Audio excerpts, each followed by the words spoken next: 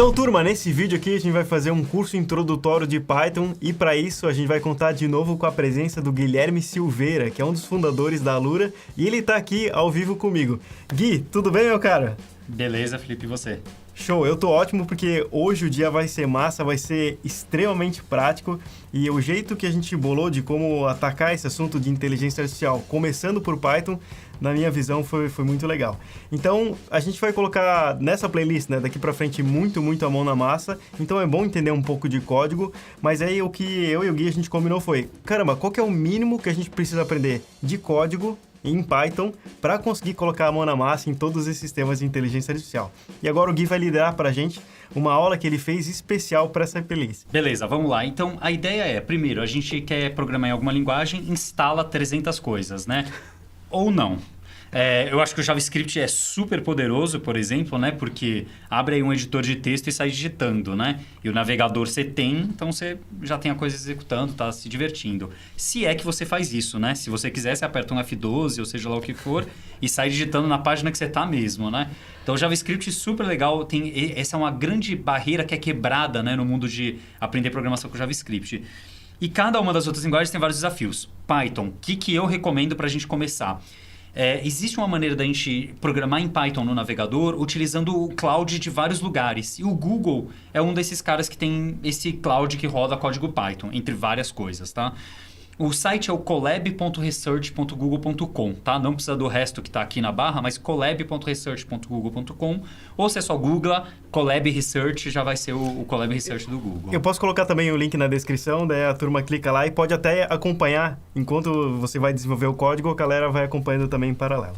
Com certeza, é a minha sugestão, né? E aqui a gente vai escrever vários notebooks, literalmente como se fosse um caderninho de programação. Então é isso que eu vou criar. Eu estou logado na minha conta do Gmail, ou da conta do Google, é só você ter uma conta do Google. Eu vou criar um notebook Python aqui. Aí você fala, o notebook só precisa ser em Python. Não, existem kernels, que é quem roda esse notebook, que roda outras linguagens. Adivinha que linguagem que ele pode rodar, por exemplo? Não sei, JavaScript? JavaScript, por exemplo. Ele consegue fazer coisas de back-end do JavaScript, tipo Node? Ele roda Node por trás, então eu acho que deve dar. Tem que ver o quão útil é isso no dia a dia de um desenvolvedor back-end, tá? De JavaScript. Mas para gente que vai trabalhar com inteligência artificial, data science, etc., os notebooks ajudam muito em algumas explorações. Até em coisas bem mais avançadas. Por exemplo, o pessoal do Netflix usa em coisa muito avançada. Eu vou dar um nome que nem um nome num Google Docs ou num Word ou alguma coisa do gênero, tá? Então é uma aula de Python, então eu vou escrever aula de Python, salvei o arquivo e que nem algum arquivo do Google você pode compartilhar com outras pessoas. Tem uns botões aqui de compartilhamento, você pode compartilhar e outras pessoas editarem. No meu caso, a gente está acessando aqui, bora para frente. Isso atualiza em tempo real para todo mundo que está vendo, que nem spreadsheets, essas coisas? Exatamente, vai atualizando, é compartilhado. É genial, sensacional. É genial. E o legal do notebook, tá? Existem versões locais que você pode rodar na tua máquina. Então, o notebook que eu estou utilizando aqui do Google, ele é baseado num projeto chamado Jupyter Notebook, tá? É o Jupyter Notebook que você vai instalar se você quiser instalar na sua máquina, tá? Pode instalar. Recomendo primeiro, você que está fazendo essa aula aqui, divirta-se com o Google Colab. Depois a gente sofre um pouquinho com instalar uma coisa, instalar outra, porque aí você vai ter que instalar o Python, vai ter que instalar o notebook, etc. Tá? Show. Então o que é o notebook? Um monte de linha. Então tá aqui minha linha e eu digito o que eu quiser nela, em Python, né? Porque eu estou rodando em Python. Por exemplo, eu vou declarar uma variável com um nome qualquer. Pode ser um nome qualquer, sei lá, um nome aleatório, pode ser um nome em inglês. Vou digitar Michael, tá? Eu não sei digitar Michael, eu acho que é assim que digita Michael. É assim que digita Michael? Deve ter várias formas. Assim, deve ter várias formas. Talvez seja Michel esse, né? Não sei. Pode ser. Pode ser Michel. Então vamos Michel e print nome para imprimir o nome, tudo bem? Então vamos imprimir um nome qualquer. Beleza, tá rodando, tá demorando. Demorou. Aí você fala, quebrou. Não quebrou. O que acontece é que isso daqui é só uma casca, né? Como se fosse só o front-end, literalmente. E ele manda rodar esse código num back-end que tem Python lá no cloud do Google, seja lá qual for essa máquina. Então, a primeira vez que você roda uma linha do seu notebook, quando você abre ele de novo e roda, ele meio que está startando esse kernel, ele está startando esse espaço, né, com uma máquina lá, seja lá o que for a configuração, seja virtual, se não for, não importa, né? Então, a primeira vez demora um pouquinho, que demorou, mas rodou, imprimiu, Michel. Tudo bem até aqui? Tudo bem. E aí uma das coisas que eu percebi foi, por exemplo, que eu vim de JavaScript, ou minha linguagem principal é JavaScript, se coloca, por exemplo, ou var, ou let, ou const, antes do nome da variável. No Python não é assim? Mas no JavaScript é obrigatório? Eu vejo bastante Não código é obrigatório. Não é obrigatório. Tem muito código sem, com certeza. Mas no Python também tem essas regrinhas? No Python a gente também não precisa. Aí existem algumas coisas que a gente consegue fazer e algumas coisas para quem vem do mundo tipado ou do... né, em que a tipagem tem um papel mais importante, como Java, onde os tipos fazem um papel muito forte, né? Você vê por todo lado o nome dos tipos vazando, né? Você tem certas características, em Python você vai... Né, em JavaScript você vai ter outras, em Python você vai ter outras. Então, realmente não precisa dizer se é uma variável, se é uma constante, se ela é local, se ela não é. Mas tem situações em que você vai querer deixar explícito que essa variável é local por causa de um lambda. Então, vai ter algumas situações... Ou não local por causa de um lambda. Tem situações específicas. É comum tocar o barco assim mesmo, só digitando o nome que a gente quer para a variável. É o padrão porque ela vai viver no escopo que você criou. Então, esse é o escopo, né? O escopo aqui é global, então, né? Global desse espaço aqui, então é global. Se eu tivesse dentro de uma função, era dentro da função. Se eu tivesse dentro do if, e por aí vai, né? Porque por padrão no JavaScript é tudo global. Se você não definir. Por isso que eu brinquei do não escrever nada, né? Dureza, né? É o mundo que eu vivi de JavaScript quando eu era bem novinho. Era assim que eu programava em JavaScript. Beleza, então uma variável. Aí já estão jogando... Eu vou aumentar um pouquinho a fonte aqui, porque em geral as pessoas estão vendo numa tela um pouco menor, às vezes é celular. Tá. Então é bom dar uma aumentadinha. Nome foi uma string, né? Eu poderia só declarar a variável nome, tipo nome igual a Guilherme, tá? E em vez do que imprimir ela com um print, eu posso só retornar, meio que fazer o evaluation dela, né? E isso daqui é do Google Colab, tá? Ou do Jupyter Notebook. Ele imprime o resultado da última coisa que você fez o eval. Então, nesse caso específico, eu não precisava do print, tá? Só nesse específico. Só que a gente acaba usando bastante esse recurso, tá? Se eu quero fazer alguma coisa, só digita a coisa e vê o resultado. A gente não usa muito o print, não, tá? Quando a gente está explorando. Tudo bem? Mas não tem muita graça brincar com nomes, vamos brincar com idade. Só para a gente introduzir o conceito de variáveis, de alguns tipos de variáveis. Minha idade é 37, então idade igual a 37. Tá vendo que não ficou explícito que um é o tipo e seja inteiro, ou seja, qual for o tipo que tem lá por trás, ou outro é string, ou seja, lá qual for o tipo que tem por trás. Mas você trabalha com esses tipos de uma maneira implícita, né? Como no JavaScript, muita parte das vezes está implícito os tipos, né? Tudo bem? Perfeito, tá tranquilo. Idade mais 3. Estou somando 3 na idade, minha idade daqui a 3 anos. Rodei, não atribuí a variável nenhuma, só rodei para ver qual era o resultado, tá? É óbvio, né? Se eu imprimir a idade agora, continua sendo 37, porque não tem graça, a idade ainda é 37, né? Não reatribuir. Se eu fizer a idade igual a idade mais 3 e imprimir a idade igual a 40, e a partir de agora, idade é 40. Tudo bem? Perfeito. Uma outra coisa legal do notebook é que você pode voltar aqui atrás e executar de novo esse cara. Aliás, eu estou digitando Shift Enter, tá? Eu estou apertando Shift Enter para executar. Eu podia clicar no Play. Nada prático. Shift Enter, muito mais prático.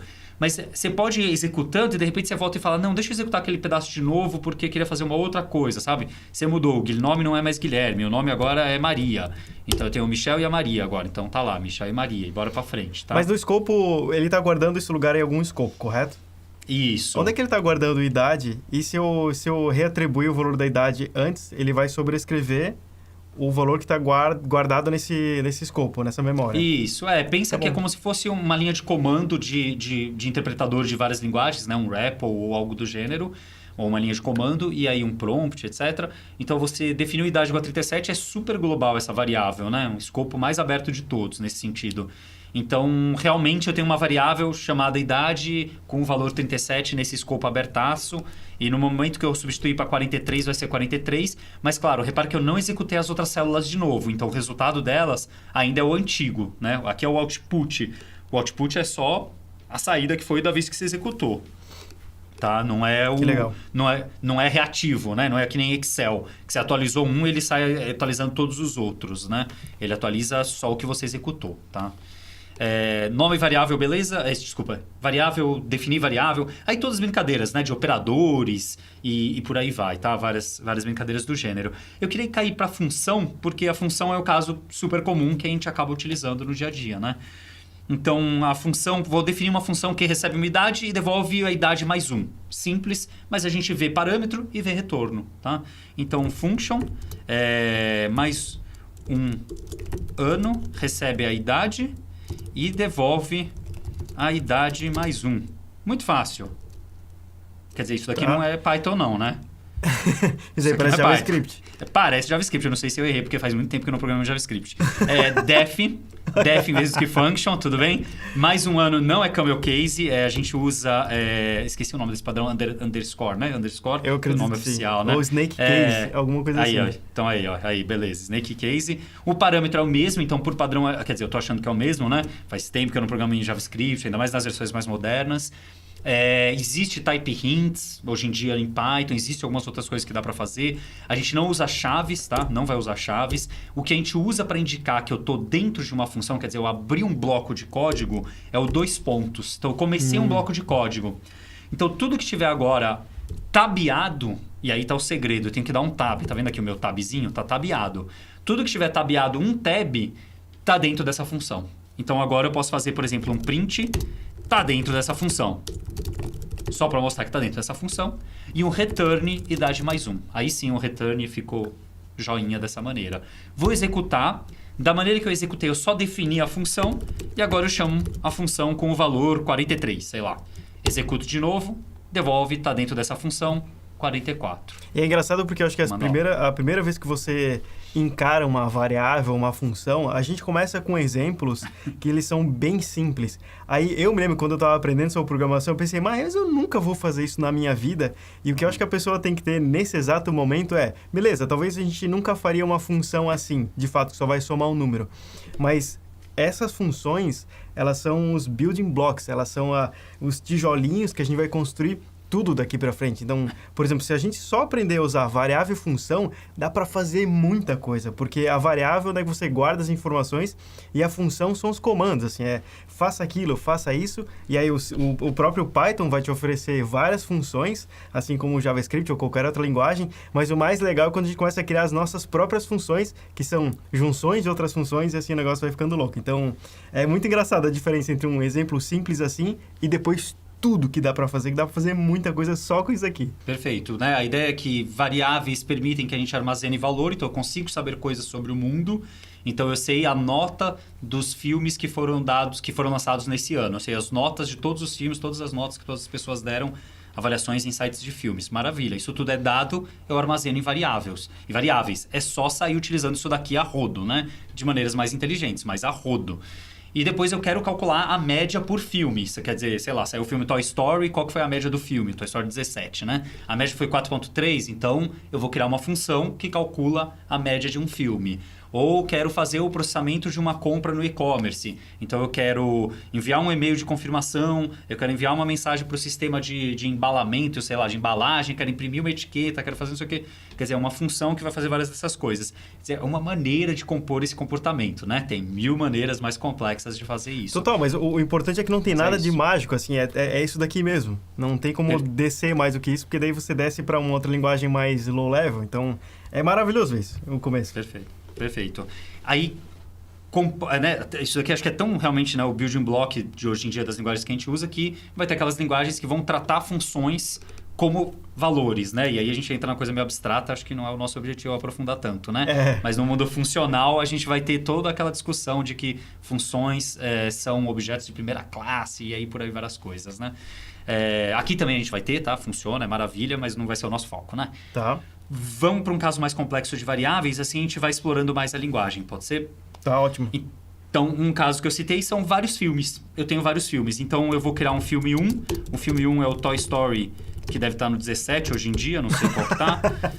Filme 2, um filme gosto muito, a Xuxa e o Alto Astral, contra o Baixo Astral, não lembro o nome do filme mais. E o Baixo Astral, sei lá. Xuxa e o Baixo Astral contra o Baixo Astral. E por aí vai, né? Filme 3, com certeza tem outros filmes muito bons. Tem algum filme que você gostaria de recomendar aqui Matrix é meu filme favorito, Matrix 1. Matrix é o único 1. Matrix, né? É um, tá. É assim que escreve, né? Eu espero que sim, né? E por aí vai. É óbvio, não faz sentido a gente ficar criando uma variável para cada filme, né? Cada filme aqui está sendo representado por um texto, né? Por uma string. Porque a gente não sabe quantos filmes a gente vai ter. Eu vou ter que criar filme 17, filme 18. Então, é claro, como todas as linguagens costumam ter, né? Tem algumas que de propósito não tem para para sacanear a gente, tem alguma estrutura para armazenar vários valores de uma vez só. Então, pode ser, não tem problema, mas a gente pode criar uma variável chamada filmes e colocar, olha, entre colchetes, colocar uma lista de filmes, tá? O termo aqui é lista, é uma lista que eu estou criando. Então, eu vou criar uma lista que tem o Toy Story 17, que tem o Xuxa contra o Baixo Astral. Eu não lembro se tinha o artigo ou não, vai ficar sem artigo agora. E o Matrix 1, que também, imagino que não tem o número 1, mas vai com o número 1. Justo. Mesma coisa, filmes só para imprimir os filmes. E aí a gente tem os 3 filmes dentro de uma listinha. Uma pergunta para fazer de comparação? Perfeito. Bora E aí eu pra frente, imagino que, obviamente, em vez também de colocar a string, né, a versão texto, eu posso colocar dentro dessa lista a própria variável que a gente declarou antes. Por exemplo, eu posso colocar o filme 1, filme 2 e o filme 3. Filme 1, filme 2, filme 3. Vai mudar um pouco, né? Porque agora a gente vai ter a Xuxa contra o Baixo Astral, né? Tá bom. Essa deveria ser a diferença. Perfeito. Então, a Xuxa contra o Baixo Astral. Tá lá, tranquilo, com certeza, Ótimo. né? Então, as referências para esses valores aqui específicos, que são essas 3 strings, né? A gente pode utilizar como conteúdo, né? Como valor para a nossa lista. Tranquilo, como a gente faz. E aí, Gui, essa lista de coisas, no JavaScript a gente chama de array. No Python também ele recebe o termo de array? É aquele dilema da computação, né? Existe o termo formal de como a coisa é implementada e existe o dia a dia da conversa, né? Da conversa entre nós, programadores e programadoras. Na conversa programador com programadora, eu pessoalmente não estou nem aí do que a gente chama isso, tá? Se eu chamar isso de lista, chamar isso de array, chamar isso de sequência, chamar isso de um monte de filme, tô super de boa, porque para nossa comunicação, em geral, isso é suficiente, né? Tá. O termo correto aqui, isso daqui, na linguagem Python, é chamado de lista, tá? Legal. É chamado de lista mesmo, tanto que você vai instanciar uma lista, se você quiser, explicitamente, através de list, tá? Se você quiser legal. ir Perfeito, explícito, você vai ver que aqui eu vou ter uma lista, é a mesma representação aqui com o colchetes, tá? Ótimo. Mas, por trás dessa implementação de lista, adivinha o que a gente tem? Um array. Então, pensando como essas coisas são implementadas por trás dos panos, né? A gente pode ter listas ligadas, pode ter arrays, pode ter outras estruturas de dados. Então, quando você entra no baixo nível e vai aprofundando, tem outros termos. Por isso que eu falo, sabe? Eu não me preocupo muito. O certo seria falar lista aqui. Mas se a gente falar o que a gente quiser, eu tô super de boa, não tô triste. Tá bom, show. Beleza. Outro caso super comum. Quero passar por esses filmes... Primeiro para imprimir eles, né? Um em cada linha. Só para mostrar, olha, os filmes que existem no meu sistema são... Tananã, tananã, tananã. Pode ser? Pode ser, tá ótimo. Então vou criar uma função, imprime filmes, que recebe uma sequência de filmes, uma lista de filmes, e tem que fazer alguma coisa com esses filmes. A gente viu que se eu der um print filmes, provavelmente vai imprimir nesse formato, né? Porque é o formato que foi devolvido. Mas eu queria imprimir antes, olha, a lista de filmes que eu tenho... Os filmes estão disponíveis, a lista é disponível. Eu vou chutar que é plural, que é singular. Vamos lá. Definir a função, imprime filmes, vou passar os filmes como parâmetro, invoquei. Funcionou, mas não é o que eu queria, certo? Até para deixar mais claro, o nome das variáveis que eu escolhi são ruins para esse tipo de exemplo, né? Por quê? Porque aqui fica filmes, fica parecendo que é tudo a mesma variável, e não necessariamente, né? Então aqui eu poderia chamar de filmes que quero imprimir. Ah, perfeito. Né? Só estou colocando assim super longo para deixar claro que aqui eu vou receber, né? Aqui eu estou passando o resultado, o valor dessa variável, que são esses 3 filmes, maravilha. Então eu passo. Quando ele chega dentro da função, ele chega referenciado através de uma variável que se chama filmes que quero imprimir. Então, é esse valor, o valor referenciado por filmes que quero imprimir, que eu vou imprimir, né? Perfeito. Então, tem todo aquele problema, a questão do escopo, né? Vou definir de novo, rodar de novo. E o que você falou, que eu posso rodar quantas vezes eu quiser. Se eu rodar 3 vezes, né? Definir uma vez, rodei 3, vai imprimir 3 vezes. Perfeito. Né? Só que aí vem essa questão. Eu tinha falado, olha, eu queria imprimir um em cada linha. Para imprimir um em cada linha, eu precisava primeiro ser capaz de pegar o primeiro elemento, o segundo elemento, o terceiro elemento. Então, como que eu acesso, tipo... O elemento 7, o elemento 2, quer dizer, um elemento aleatório. E tem um nome formal isso, né? Como é que eu faço acesso aleatório? Qualquer lugar da minha lista. Eu vou falar filmes. Lembra que a lista é um colchetes? Então, colchetes nela. E a posição. Então, eu vou pegar o filme 1. E aí, aquele cuidado que a gente tem em várias linguagens de programação. O filme 1 é o que está na segunda posição. Porque a contagem começa com 0. Né? Então, em maior parte das linguagens de programação, contagem começa no 0, em arrays, em listas, etc. Então, o primeiro filme mesmo é o 0, tá? É o 0. Perfeito. Tudo bem? E aí isso Tem uma retorna o valor, normal. Retornou o valor normal, aqui só retornou o valor. Poderia imprimir, em vez que o filme 0, poderia imprimir o filmes 1, que não tem muita graça, porque a gente já sabe que é a Xuxa, filmes 2, que é o Matrix 1, e o filmes 3, que não faz sentido, porque a gente só tem 3 filmes, e eu tô pedindo a 4ª posição. E aí, quando eu chamo ela, ele dá um erro, tá? Ele joga um erro para mim, que você tá tentando acessar um espaço fora do espaço que ele consegue te fornecer dados, tá? Legal. Não tem essa posição. Até aqui tudo bem. Aí você fala, tá bom, Guilherme. Então, uma coisa que é super tranquila. Até aqui eu acho que não tem nada que você fale, nossa, é inovador comparado a JavaScript. Não que JavaScript não vai ter as coisas que a gente tem. Todos vão meio que ter tudo, de maneiras um pouco diferentes. Uma coisa que eu gosto muito de Python, que logo no começo facilitou, é... Se eu quero pegar o último filme, então eu quero o último. Em muitas linguagens, você vai ter que ver quantos filmes tem lá dentro, pegar aquela posição, -1, e tirar de lá de dentro. Já que é -1, é o último, né? O último é o -1. -1, então imagina que o 0 é a posição, é o primeiro, certo? O 1 é o segundo, o 2 é o terceiro. -1 é o último, então esse daqui é o último, Matrix 1. -2 é o penúltimo. Então quando você quer fazer alguma coisa meio que de trás pra frente, é super direto de fazer isso, sabe? Entendi. Não tem segredo, é direto mesmo, é direto, tá? Entre outras coisas, se você falasse, olha, eu quero somente a partir do segundo elemento, isso é, a partir da posição 1, né, eu quero a posição 1 para frente, posição 1 para frente, tá? Então, a partir legal. da posição 1, pega todo o resto. Então, quer dizer, é tudo menos a posição 0, nesse caso, né? Legal. Aí você fala, olha, eu quero somente do penúltimo para frente, né? Se é o penúltimo para frente, são os 2 últimos. Então, eu tenho os 2 últimos, que é a mesma coisa aqui, porque a gente tem 3 elementos. Então, é super comum quando você trabalhar no Python com listas, você utilizar esses tipos de cortes nas suas listas, né? Tanto que chama slice. Tem o slice, tem o splice, Ixi, gente, slicing, dicing, splicing, é isso aí, né? Toda a brincadeira aí de você cortar e recortar e fazer essas coisas do gênero, né? JavaScript, imagino que tem as suas maneiras também, né? Tem, mas o JavaScript ele nunca foi, por muito tempo ele nunca foi uma linguagem boa, assim. Eu acho que só nas últimas versões que ele está começando a se tornar uma linguagem boa de verdade, mas eu pessoalmente sinto falta de muitos métodos construídos dentro da linguagem. O bom é que você pode depender do ecossistema, então tem muitas bibliotecas que compensam isso, mas eu não duvidaria que o Python fosse uma linguagem muito mais madura nesse sentido para entregar muito mais coisa pronta já. Se a gente estivesse no choque de cultura agora, ia ter aquele anúncio grandão ali que eles falam, tipo, quando alguém fala uma coisa absurda, sabe? Tipo, JavaScript nunca foi uma linguagem boa, só agora. E aí tem aquele tan, sabe? Não, aquelas coisas que eles tem que se esforçar mais ainda. Não, imagino, não. Não, também, então, justo isso, né? Eu aprendi JavaScript muito tempo atrás, usava muito tempo atrás, faz tempo que eu não programo front-end, e meu back-end não foi JavaScript, né? E numa época que era... faroeste, né? Era terra sem lei. Era terra sem lei. Era dureza. Era complicado. Na minha época, de novo, mudou 100% de lá pra cá, né? Não sei agora, mas mudou 100%. Beleza, então esses são alguns exemplos. Faltou finalmente eu passar por todos os elementos que eu falei aqui, prometi a coisa e não passei, né? Vamos passar por todos os elementos. Então, para cada um dos filmes, né? Então, para cada um dos filmes dentro dos filmes, tá? Então, o que eu vou fazer? Para cada um dos filmes dentro dos filmes, eu vou definir uma variável. E o nome da variável pode ser qualquer coisa, né? Eu vou chamar de filme porque é a variável que para mim faz mais sentido.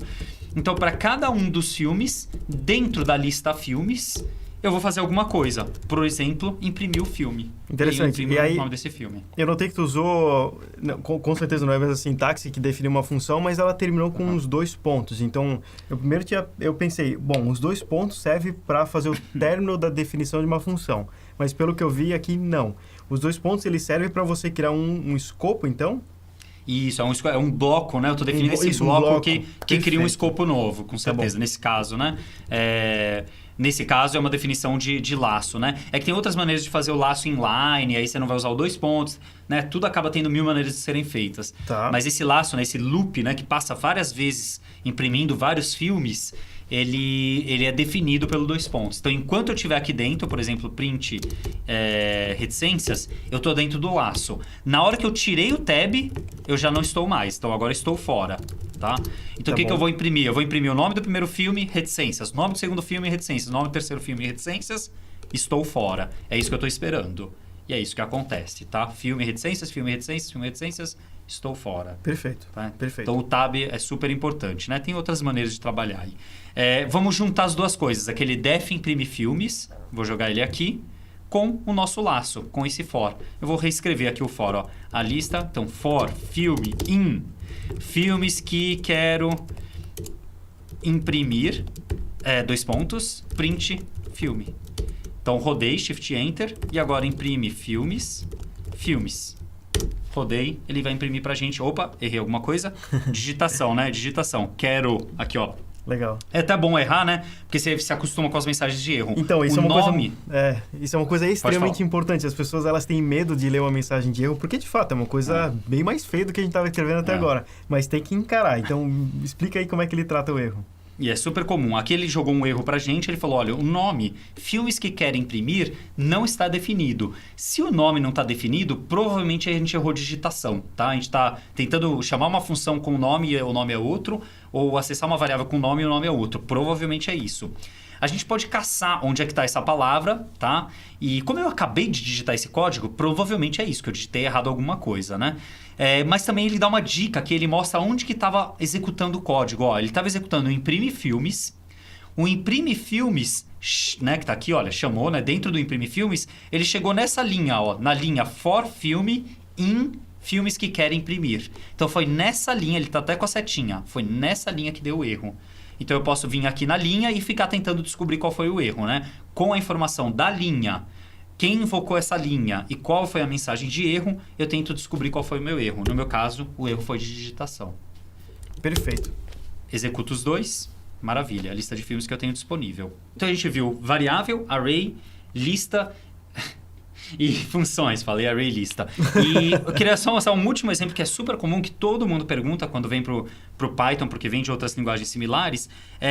Se eu quero armazenar vários dados, por exemplo, o nome e a idade do Guilherme, tudo bem? Ou o nome do filme e o ano que o filme saiu. Então, vou colocar o do Guilherme, tá? Vou definir, então, os dados do Guilherme. Vou definir a variável dados. Só que agora eu queria falar que o nome do Guilherme é Guilherme. E eu queria falar que a idade do Guilherme é 37, tá? Então, isso tudo aqui, isso aqui não é uma lista, não é colchetes, tá? Não é colchetes, volta atrás. Isso daqui é o que a gente chama de um dicionário, tá? Por que um dicionário? Porque ele lembra um dicionário, né? Quando você olha o dicionário, o que você olha? Você vê lá o dicionário, a palavra aula. É o que está do lado esquerdo. Do lado direito está a definição de aula, o valor de aula. Então, você tem uma palavra, uma definição, que é uma chave, e um valor. E o dicionário é isso, é uma chave e um valor. Uma chave e um valor. E você poderia ter outras chaves e valores, né? Então, empresa, 2 pontos, Alura, e por aí vai. Chave, valor, chave, valor, chave, valor. Podia colocar em várias linhas para ficar mais bonito, né? Colocaria em várias linhas para ficar mais bonito, tá? Posso imprimir esse dicionário, tá? Tá aqui, empresa, idade, nome. Repara que ele não precisa seguir a ordem de definição, porque não importa. Importa que a empresa é Alura, idade é 37, nome é Guilherme. Pelo menos para o dicionário padrão. E se eu quiser saber o nome que tá dentro desse dicionário, dentro dessa estrutura de dados, eu vou pedir como se fosse um array. Só que não é posição 1, posição 2, posição 0. É o nome. Tudo bem? Então eu peço o valor que tem lá, nome. E aí ele devolve para mim Guilherme. Se eu pedir empresa, ele devolve Alura. E por aí vai. E aí tem todas as milhares de funções para a gente trabalhar com mapa, com dicionário, com tudo mais. Show de bola. Isso aí é bem comum também no JavaScript, a gente chama de um objeto, né? E aí isso me lembra do Lua também, que eu acho que no Lua eles chamam de tabela, né? O objeto. Que é chave e valor. Se eu não me engano, até a definição é de tabela, porque de fato é uma tabelinha, como tu falou, é um dicionário. Tem uma propriedade e um valor. Uma propriedade e um valor, tudo dentro de um só objeto na memória. É que, de novo, a gente entra naquela discussão de implementação por trás versus comunicação, né? Então, em comunicação, eu não estaria nem um pouco preocupado se a pessoa falar para mim tabela, falar mapa, dicionário, objeto. Tô super tranquilo porque eu sei do que a gente está falando. Então, não se preocupe, não se apegue muito ao vocabulário quando a gente está no dia a dia conversando. Quando a gente precisa ser preciso, aí a gente pode querer forçar uma palavra ou outra, né? Que, como você citou, algumas linguagens usam certos termos. E, em geral, está muito ligado com a implementação por trás, né? Mas então tá, Gui, a gente viu variável, a gente viu função, a gente viu lista e a gente viu o dicionário, né? Eu consigo, de toda a playlist que a gente quer tratar daqui para frente, eu consigo, com esse conhecimento, fazer tudo o que eu quero de data science, de inteligência artificial no geral? Você consegue, vai dar trabalho, vai dar bastante trabalho. Porque imagina que tirar uma média não é que dá trabalho, mas é uma linha de código. E alguém já fez isso pra gente. Acessar uma página para carregar os dados com todas as notas dos filmes. Você tem que acessar a página, carregar os dados e um monte de coisa. Então já existem um monte de bibliotecas, diversas bibliotecas com muito código que a gente pode utilizar e abre o mundo, abre essas portas para o mundo inteiro. E a gente vai ver daqui a pouquinho. Pode ser na próxima aula, então? Na próxima aula, então. Show de bola. Então, turma, próxima aula a gente vai entender como reutilizar todo esse conhecimento que a gente teve dessa aula introdutória de Python para começar a colocar a mão em Data Science, né, Gui? Vai ser a próxima aula? Isso. Show, Data Science, e ainda aprender como começar a usar o trabalho de outras pessoas, as funções que as outras pessoas escreveram, que são coisas, assim, extremamente complexas e que fica muito simples de utilizar. Então, para ver esse vídeo, é só clicar aqui. Fechado? Valeu!